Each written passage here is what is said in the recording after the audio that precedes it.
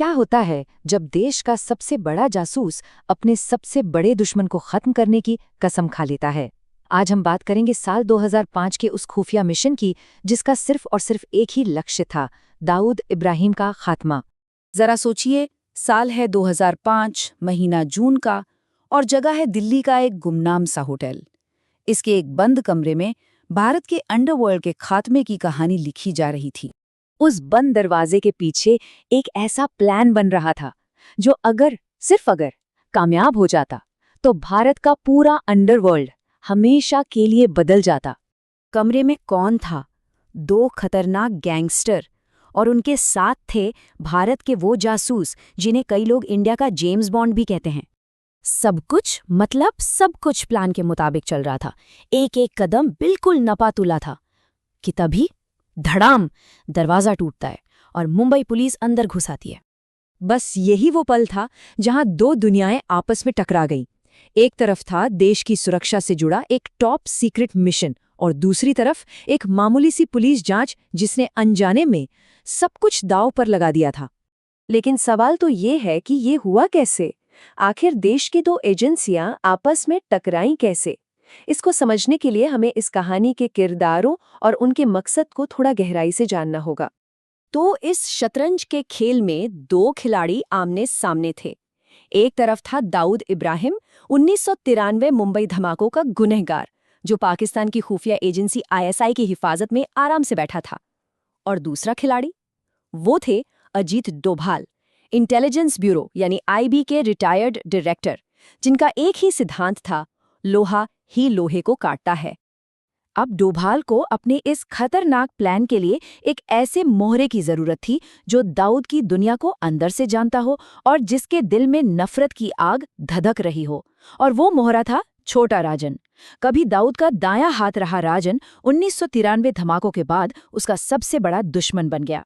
Bangkok में उस पर जानलेवा हमला हुआ जिसमें वो बाल बाल बचा। इसके बाद तो राजन की जिंदगी का बस एक ही मकसद था, दाऊद को खत्म करना। और जानते हैं, इसी नफरत की आग ने जन्म दिया द ग्रैंड दुबई प्लान को। एक ऐसा प्लान जिसका मकसद था दाऊद को उसके सुरक्षित किले से बाहर निकालना और एक न्यूट्रल जमीन पर हमेशा के लिए खत्म कर देना।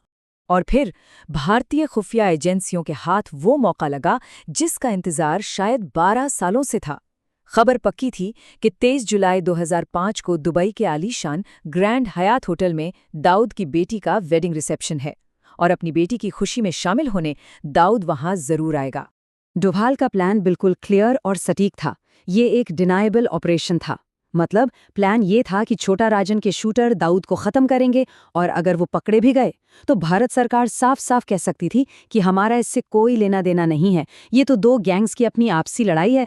तैयारी जोरों पर शुरू हो गई। राजन के दो सबसे खूंखार शूटर विकी मल्होत्रा और फरीद तनाशा इस काम के लिए चुने गए। उन्हें हफ्तों तक कड़ी स्नाइपर ट्रेनिंग दी गई। दुबई के उस होटल का चप्पा चप्पा उन्हें रटा दिया गया और भागने के लिए भी एक फुल प्रूफ प्लान तैयार था। सब कुछ एकदम परफेक्ट लग रहा था। लेकिन कहते हैं ना, किस्मत को कुछ और ही मंजूर था। चलिए वापस चलते हैं दिल्ली के उसी होटल के कमरे में जहां बस एक फोन कॉल ने इस पूरी बाजी को पलट कर रख दिया। देखिए कि ये हुआ कैसे। एक तरफ मुंबई पुलिस एक फिरौती के मामूली से मामले में विक्की मल्होत्रा का फोन टैप कर रही थी और उसी फोन सिग्नल का पीछा करते करते वो ठीक उसी होटल तक पहुंच गई जहां अजीत डोभाल उसे दाऊद को मारने का फाइनल प्लान समझा रहे थे। सोचिए क्या टाइमिंग थी। कमरे के अंदर का माहौल एकदम गर्म हो चुका था। एक तरफ डोभाल देश की सुरक्षा की दुहाई दे रहे थे तो दूसरी तरफ मुंबई पुलिस के अफसर अपनी ड्यूटी पर अड़े हुए थे। उनके लिए मल्होत्रा सिर्फ एक अपराधी था जिसे पकड़ना उनका काम था, बस। बात ऊपर तक पहुंची। डोभाल ने सीधे मुंबई की तत्कालीन कमिश्नर मीरा बोरवनकर को फोन लगाया, लेकिन बोरवनकर ने जब कंफर्म करने के लिए अपने शहर के एक IB अफसर से पूछा तो मिशन इतना ज्यादा सीक्रेट था कि उस अफसर ने साफ मना कर दिया कि ऐसी कोई बात ही नहीं है। बस यहीं पर मिशन की किस्मत पर ताला लग गया। मिशन तो फेल हो चुका था, लेकिन इसके पीछे की वजह क्या थी? क्या ये एक अनजाने में हुई गलती थी या फिर एक सोची समझी गद्दारी? इस सवाल के जवाब में दो थ्योरी सामने आई। पहली थ्योरी, जो कमिश्नर बोरवनकर की तरफ से आई, वो कहती है कि यह सिर्फ एक बहुत बड़ी गलतफहमी थी। मुंबई पुलिस को इस खुफिया मिशन का कुछ पता ही नहीं था। लेकिन दूसरी थ्योरी, जिसे पूर्व गृह सचिव आर.के. सिंह ने सामने रखा, वो कहीं ज्यादा खतरनाक थी। उनके मुताबिक मुंबई पुलिस में ही दाऊद के कुछ भेदिए बैठे थे, जिन्होंने जानबूझकर इस पूरे मिशन को फेल करवाया। खैर, इस फेलियर के बाद हुआ क्या? दोनों शूटर मल्होत्रा और तनाशा गिरफ्तार हो गए। सालों बाद 2015 में छोटा राजन बाली में पकड़ा गया, जिसे कई लोग गिरफ्तारी नहीं बल्कि दाऊद से बचाने के लिए एक बचाव अभियान मानते हैं। और अजीत डोभाल, जो बाद में देश के नेशनल सिक्योरिटी एडवाइजर बने, उन्होंने सार्वजनिक तौर पर हमेशा यही कहा कि ऐसा कोई ऑपरेशन कभी हुआ ही नहीं था। और अंत में 23 जुलाई 2005 को दुबई में वो रिसेप्शन हुआ। दाऊद आया, उसने जश्न मनाया और सुरक्षित वापस लौट गया। भारत अपने सबसे बड़े दुश्मन को पकड़ने का एक सुनहरा मौका चूक चुका था। तो सवाल आज भी वही का वही है, वो एक गलती थी या गद्दारी? क्या सिस्टम के अंदर बैठे लोगों ने ही भारत के सबसे बड़े दुश्मन को बचाया? और सबसे बड़ा सवाल, क्या भारत कभी दाऊद को उसके किए की सजा दे पाएगा? इस सवाल का जवाब आज भी इतिहास के पन्नों में कहीं गुम है।